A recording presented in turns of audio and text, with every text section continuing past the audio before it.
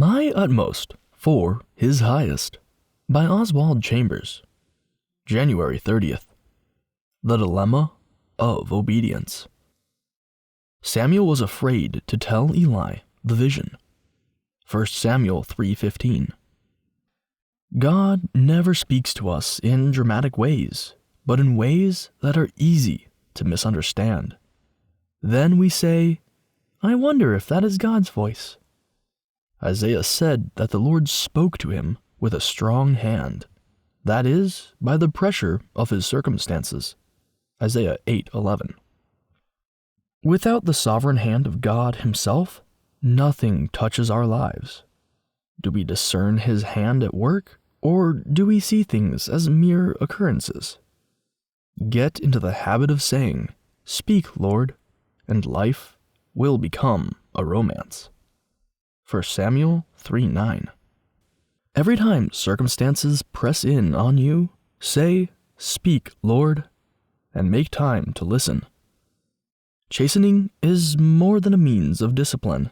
It is meant to bring me to the point of saying, Speak, Lord. Think back to a time when God spoke to you. Do you remember what he said? Was it Luke 11:13? Or was it 1 Thessalonians 5:23? As we listen, our ears become more sensitive, and, like Jesus, we will hear God all the time. Should I tell my Eli what God has shown to me? This is where the dilemma of obedience hits us. We disobey God by becoming amateur providences and thinking, I must shield Eli, who represents the best people we know. God did not tell Samuel to tell Eli. He had to decide that for himself. God's message to you may hurt your Eli, but trying to prevent suffering in another's life will prove to be an obstruction between your soul and God.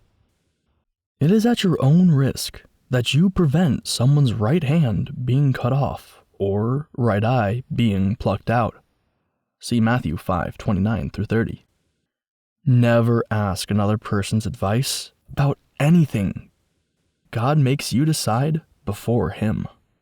If you ask advice, you will almost always side with Satan. I did not immediately confer with flesh and blood. Galatians 1:16.